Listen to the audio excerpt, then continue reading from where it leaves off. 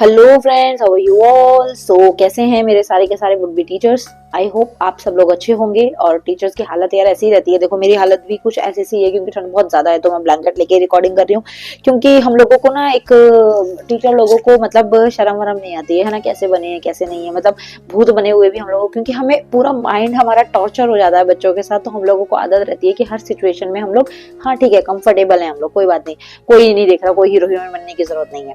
तो वैसे ही मेरा भी सेम सिस्टम रहता है। आज की वीडियो जो है वो सिर्फ केवीएस वालों के लिए रहने वाली है, who want to go in KVS field और केवीएस स्कूल फॉर टीचिंग, कि हाँ भाई हमें केवीएस में ही जॉब करनी है, ठीक है।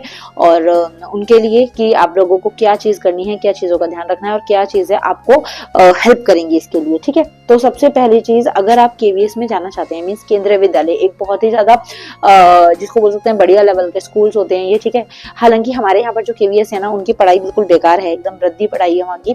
और केवीएस के मतलब आंगनवाड़ी से तुलना की जा रही है यहाँ के केवीएस स्कूल्स की। बट टीचरों की ऐश है भाई, हम लोगों की ऐश रहनी है, ठीक है। सैलरी बढ़िया वाली मिलेगी, फैसिलिटी सारी मिलेंगी और अलाउंसेस सारे मिलेंगे, ठीक है। पढ़ाई करवानी नहीं है तो उसमें भी मजे हैं हम लोगों के।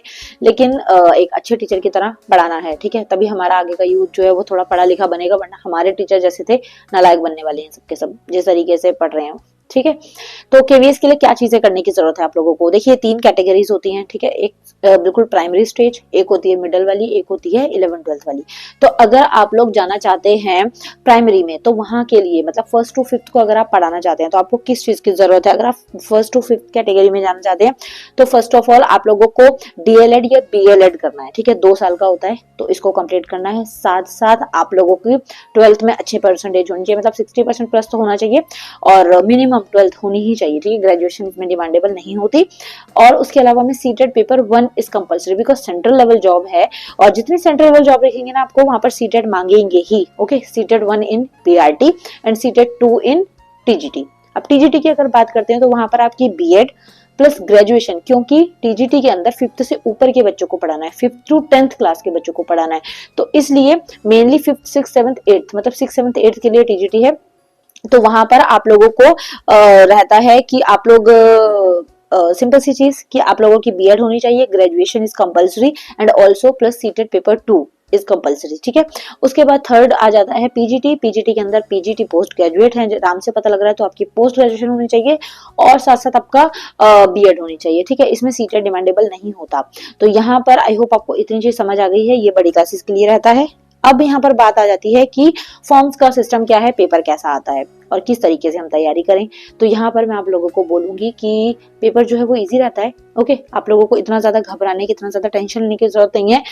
सबसे ज्यादा जो मैं बोलूंगी मेन वर्क आप लोगों को करने की जरूरत है खुद के सब्जेक्ट के ऊपर, ठीक है। खुद के सब्जेक्ट के ऊपर, like if you have social science, if you have science, if you have maths, Hindi और English, any type of subject you have to take a tight command on your subject, only your subject, ठीक है। क्योंकि सिर्फ और सिर्फ एक अपना subject है जिसपे हमें बहुत अच्छा जिसको बोलते हैं कमांड रखनी है, ओके। कहाँ कहाँ काम आएगा, सबसे ज्यादा आपका जो सब्जेक्ट है, आपके जितने टीचिंग पेपर्स होंगे सबसे ज्यादा वेटेज उसी की होगी। उसके बाद आप जब आगे जाके जो सेंट्रल लेवल एग्जाम देते हैं उनके अंदर जो इंटरव्यूज होते हैं, उनके अंदर जो डेमोज होते हैं, वो सारे के सारे आपके सब्जेक्ट के होंगे। आपको अपना सब्जेक्ट इतने अच्छे से प्रिपेयर होना चाहिए कि आपको आपके सब्जेक्ट का कोई भी मैं टॉपिक दूं तो आप उसको बच्चों को पढ़ा पाओ। तो हेजिटेशन नहीं होनी चाहिए, अगर टीचर हो तो हेजिटेशन तो एच भी नहीं होना चाहिए हेजिटेशन का, ठीक है। तो अगर है तो उसको दूर कर लेना, ओके। जैसे कि फॉर एग्जांपल आपका पेपर क्लियर हो जाता है, पेपर के अंदर क्या क्या चीजें हैं, केवीएस के इजी पेपर रहता है, हिंदी है, इंग्लिश है, ओके। और मैं भी इस बार दूंगी पेपर को, तो वो चीज रहेगी, हिंदी है, इंग्लिश है। साथ साथ आप लोगों का सीडीपी के क्वेश्चंस रहते हैं, साथ साथ आप लोगों का मेन सब्जेक्ट जो होता है वो ज्यादा वेटेज कवर करता है, वो होती है। और रीजनिंग होती है, ठीक है। मैथ्स रहता है थोड़ा, तो थोड़े थोड़े पोर्शन आपको देखने के लिए मिलते हैं इनके। अब यहाँ पर बात आ जाती है कि जो मैं बता रही थी आपको कि लाइक आपका पेपर कंप्लीट हो गया, ठीक है। 2 ही प्रोसेस है, एक सीबीटी होगा कंप्यूटर बेस्ड टेस्ट और उसके बाद इंटरव्यू, उसके बाद मेरिट लिस्ट लग जाती है, आपकी ज्वाइनिंग हो जाती है।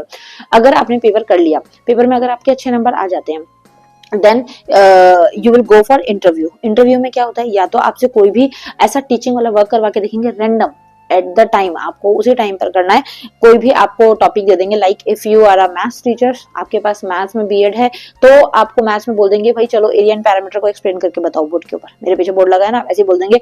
हम लोग बैठे, आप लोगों ने यूट्यूब पे वीडियोस भी देखी होंगी कि पैनल लगा हुआ है and teachers are sitting on the chairs, और वहां पर जो है उनको बोला जा रहा है, जो स्टूडेंट कैंडिडेट आते हैं इंटरव्यू के लिए, कि भाई आपका जो ठीक है मैथ्स आपके पास ठीक है, मुझे वॉल्यूम को एक्सप्लेन करके बताओ, ठीक है, मुझे क्यूबॉइड का एरिया, क्यूबॉइड का total surface area, little surface area explain करके दिखाओ, ठीक है, या फिर क्यूब रूट स्क्वायर रूट क्या होता है मुझे बताओ, पढ़ा के बताओ, हम स्टूडेंट हैं। तो इस तरीके के, ठीक है, या फिर अगर आप इंग्लिश टीचर हैं तो टेंसेस एक्सप्लेन करके बताओ क्या होते हैं, ठीक है, आर्टिकल्स क्या होते हैं बताओ, अगर आप कोई कॉम्प्रिहेंशन पैसेज करवा रहे हो तो उसको कैसे करवाओगे बताओ।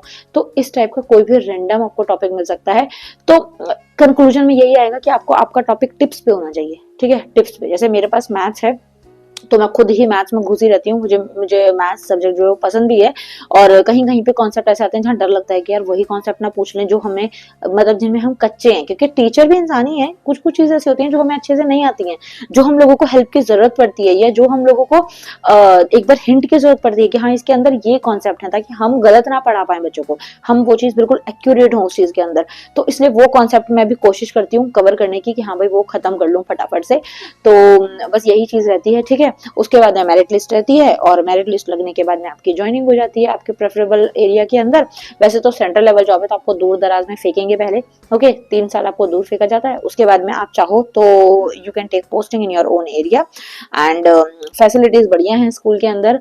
एंड आई विश कि मैं भी फटाफट से इस साल केवीएस में ही रहूं।